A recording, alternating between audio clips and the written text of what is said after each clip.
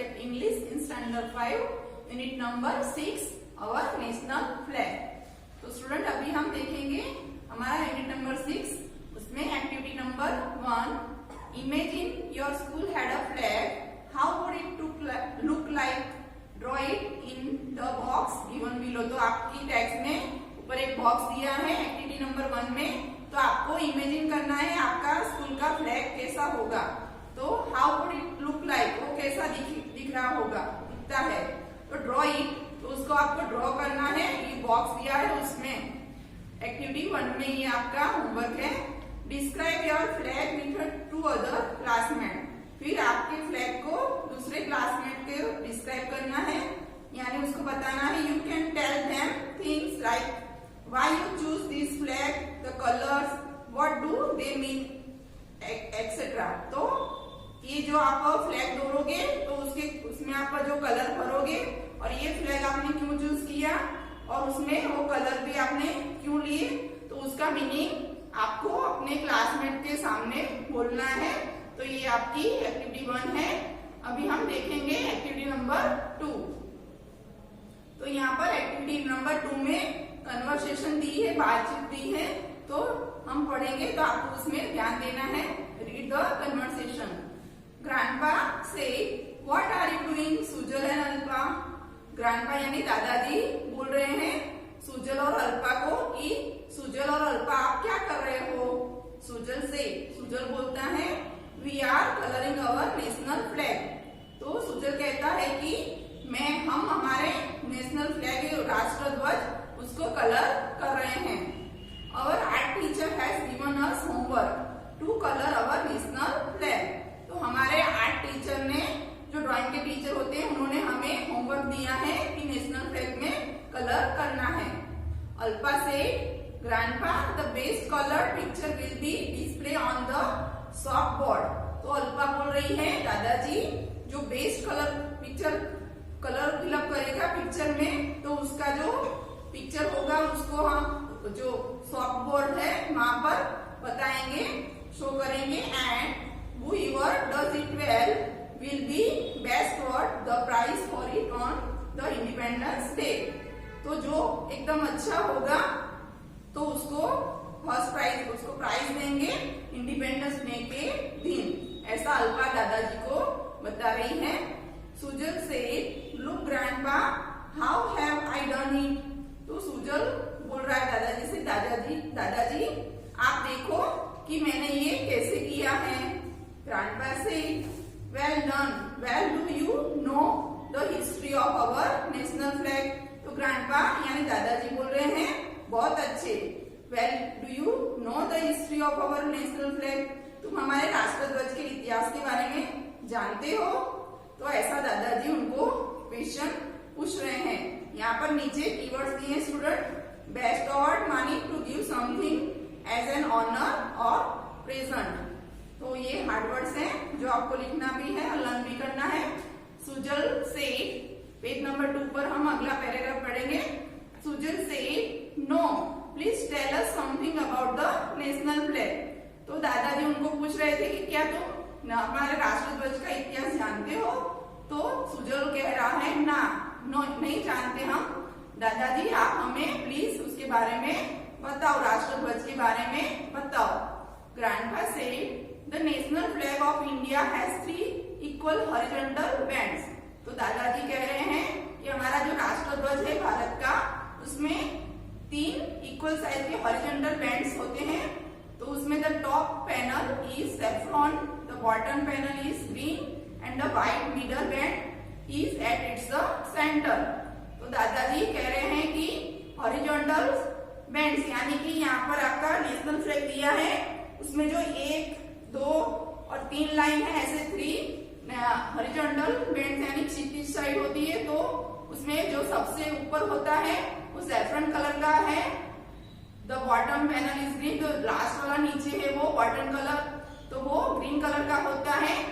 And white middle में जो बीच में है वो व्हाइट कलर का होता है। Is at its centre. It has Ashok चक्र इन अ नेवी ब्लू कलर। तो जो बीच वाला व्हाइट कलर का बैंड है उसमें एक अशोक चक्र होता है जो नेवी ब्लू कलर का होता है।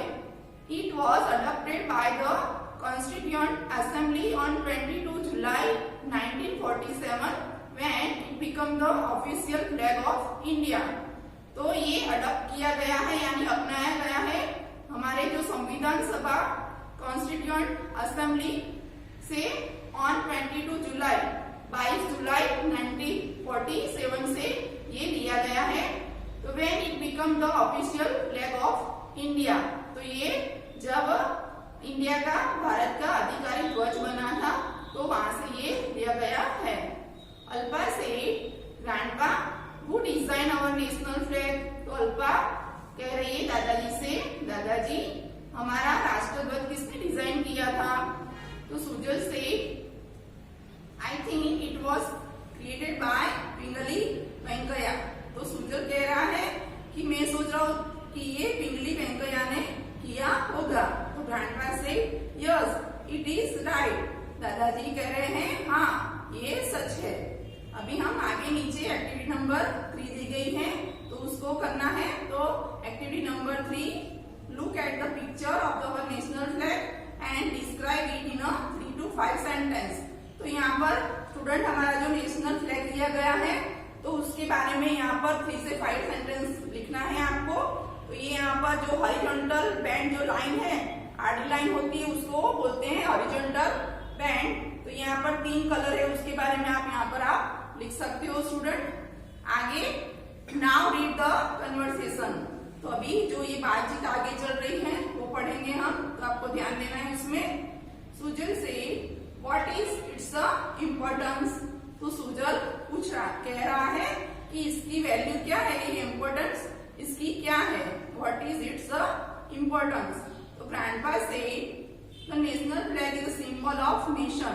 तो दादाजी कह रहे हैं कि हमारा जो राष्ट्रध्वज है वो हमारे राष्ट्र की शान है, सिंबल है।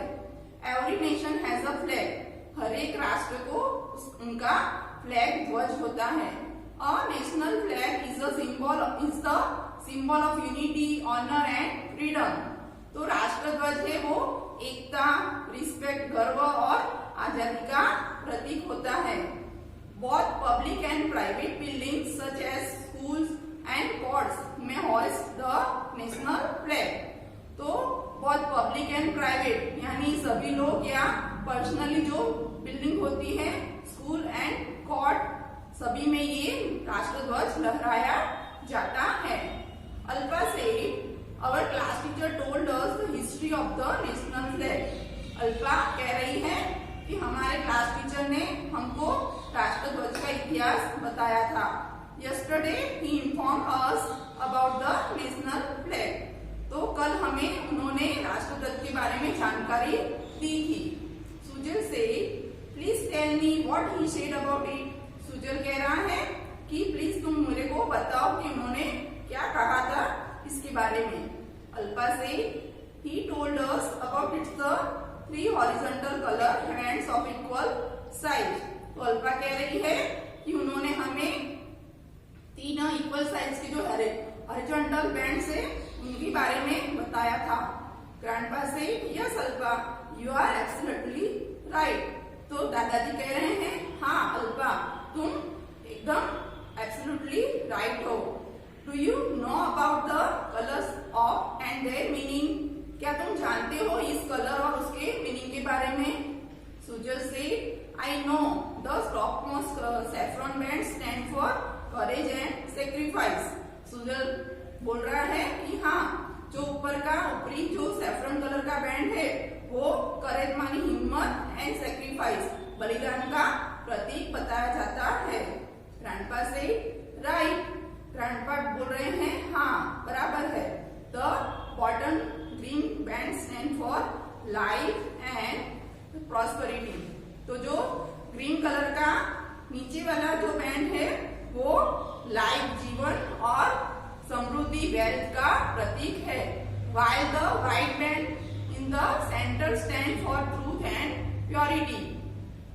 और जो बीच वाला व्हाइट कलर का बैंड है सेंटर में है वो ट्रूथ यानी सत्य एंड प्योरिटी मानी गुडनेस उसका प्रतीक है। अल्पा से in the centre of the white band is the blue Dharmachakra the wheel of law. तो अल्पा कह रही है कि जो बीच में व्हाइट कलर के बैंड में जो ब्लू कलर का चक्र है, अशोक चक्र, वो धर्म चक्र भी कहते हैं, उसको द व्हील ऑफ लॉ भी कहते हैं। सुजल से what does it stand for?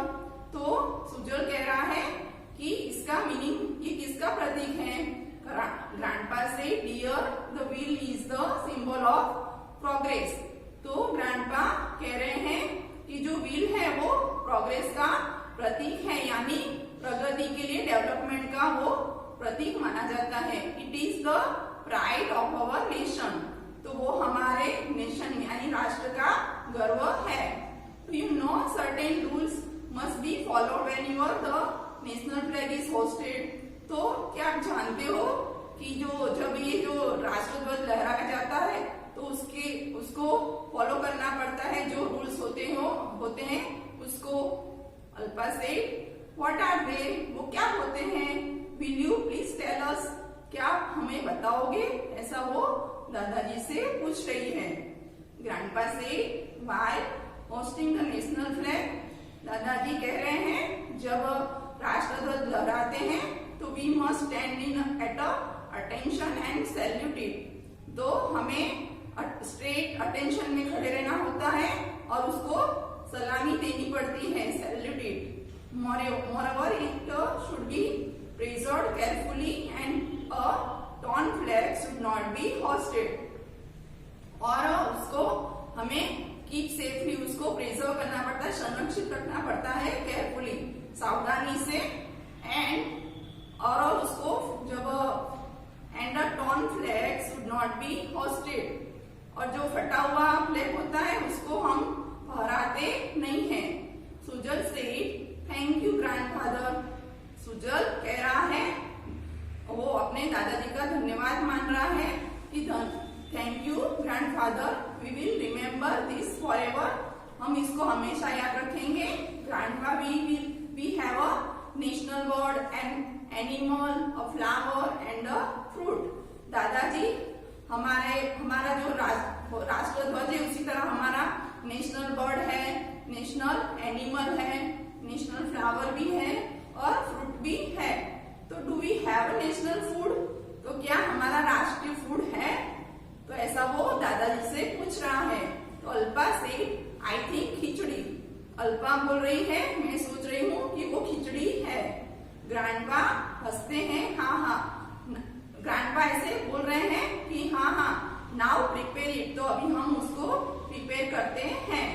तो यहाँ हमारा जो कन्वर्सेशन है अल्पा, ग्रैंडपा और सुजल का, वो ये एक्टिविटी 3 में कंप्लीट हो रहा है। आगे हम देखेंगे एक्टिविटी नंबर 4। तो उसमें आंसर द फॉलोइंग क्वेश्चन। तो आपको जो क्वेश्चन दिए गए उसके आंसर आपको लिखने हैं। तो 3 क्वेश्चन दिए हैं जो आपको इस हमने जो टॉपिक कन्वर्सेशन पढ़ा है तो उसके अकॉर्डिंग आपको लिखने हैं।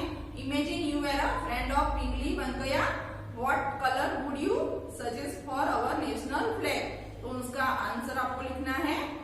What do the 3 colours of our national flag symbolise? तो हमारे जो नेशनल कलर में 3 कलर्स है नेशनल फ्लैग में, तो वो क्या सिंबलाइज करते हैं? तो वो आपके आंसर अंदर लिखने हैं।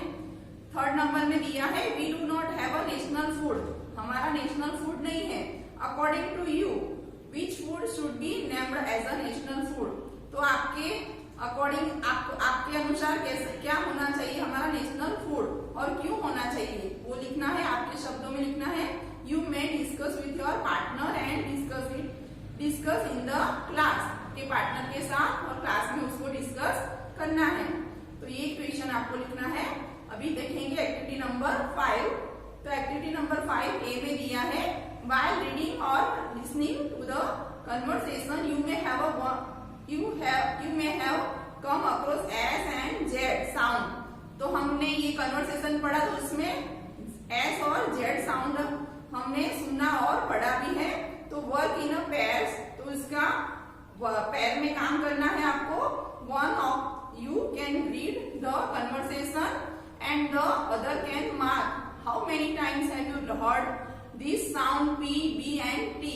तो तो आपको ये जो कन्वर्सेशन है वो दोबारा पढ़नी है और उसमें ये जो साउंड है पी बी एंड टी कितनी बार आता है तो वो मार्क करना है। Now count how many times you heard, फिर आपको काउंट करना है कि कितने टाइम आपने ये सुना है and match with the number of your partner, और आपके पार्टनर ने कितने काउंट किए हैं उससे आपको मैच करना है। Use the table given below, तो यहाँ पर जो टेबल दिया है उसको आपको यूज करना है। Enter number of times you here the sound here, तो यहाँ पर आपको नंबर लिखने के कितनी टाइम आपने ये अंदर कन्वर्सेशन में सुना है।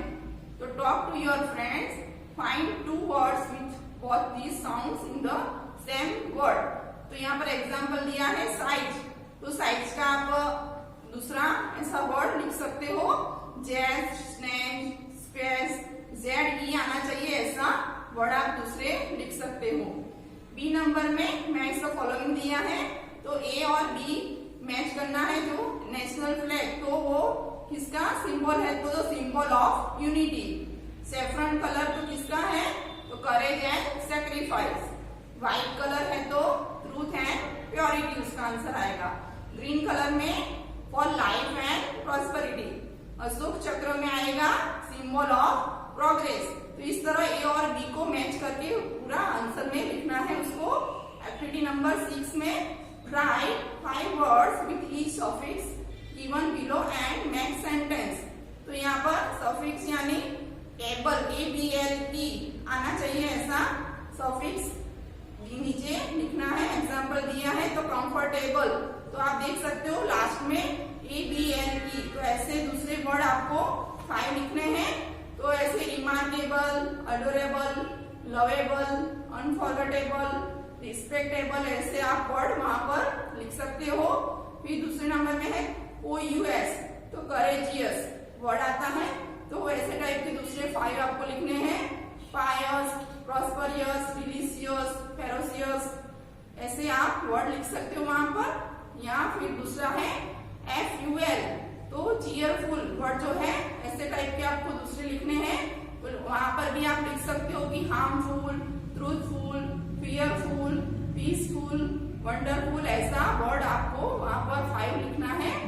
फिर LESS जो सफिक्स आना चाहिए वो, तो वहां पर आपको वर्ड दिया है एग्जाम्पल में टायरलेस, तो आप वहां पर लिख सकते हो restless, useless, endless, fearless, powerless, तो ऐसे 5 दूसरे वर्ड आपको वहां पर लिखना है।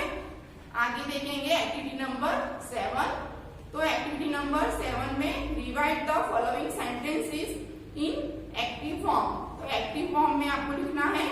एग्जाम्पल दिया है the national flag should be preserved carefully, तो उसको कैसे लिखा है, तो we should preserve the national flag carefully, तो जो पीछे आगे वाला है वो पीछे जाता है। एक्टिव और पैसिव वॉइस आपने पढ़ा होगा, तो ये ऐसे लिखना है।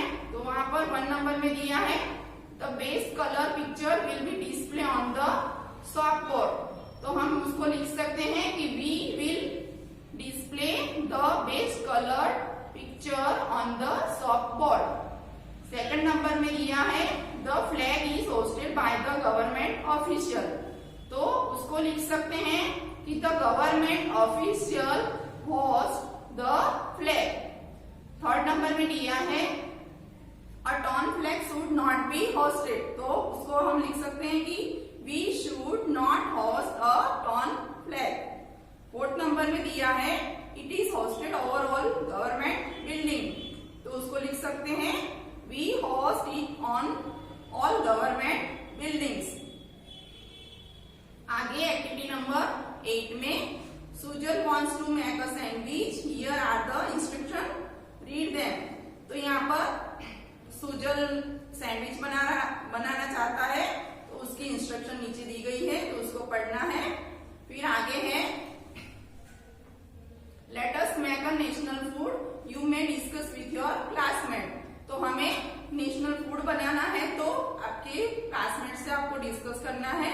तो now imagine you are making your recipe on of a national food, share your and any recipe as national food with your classmate, तो आप कौन सी रेसिपी बनाना चाहते हो आपको इमेजिन करना है। फिर आपके फ्रेंड के साथ उसको शेयर करना है जो रेसिपी आपने बनाई है उसको। तो वहां पर कौन से इंग्रेडिएंट्स यूज किए हैं आपने और उसकी मेथड क्या है वो यहाँ पर आपको लिखना है। आगे एक्टिविटी नंबर 9 में हियर इज अ स्लोगन, यहाँ पर स्लोगन दिया है ड्रीम बिग रीड। तो ऐसा इसको पढ़ो, read it, now create some more slogan and write them beautifully. तो यहाँ पर ऐसे टाइप के दूसरे स्लोगन आपको लिखने हैं। तो आप ऐसे लिख सकते हो कि clean nation, healthy nation, keep your city clean. तो ऐसे आप वहां पर स्लोगन लिख सकते हो। आगे activity number 10, Sujal and Alpa want to send an email about flag hosting in their school. Draft the message for them. The message should not be more than 80 to 100 words. तो यहाँ पर अल्पा और सुजल एक email message अपने friend को देना चाहते, school से अपने ईमेल करना चाहते हैं। तो यहाँ पर आपको भी इस टाइप का लिखना है। तो आपके जो फ्रेंड होता है उसका नाम लिखना है, टू आपके जो फ्रेंड है उसको, और सब्जेक्ट लिखना है सेलिब्रेशन ऑफ इंडिपेंडेंस डे, और कैसे आपकी स्कूल में मनाया है वो सब वहां पर आपको लिखना है। तो स्टूडेंट अभी हमारा यहाँ यूनिट नंबर 6 पूरा हो रहा है। तो आपको इसकी वर्कबुक में एक्सरसाइज फिलअप करनी है। Thank you.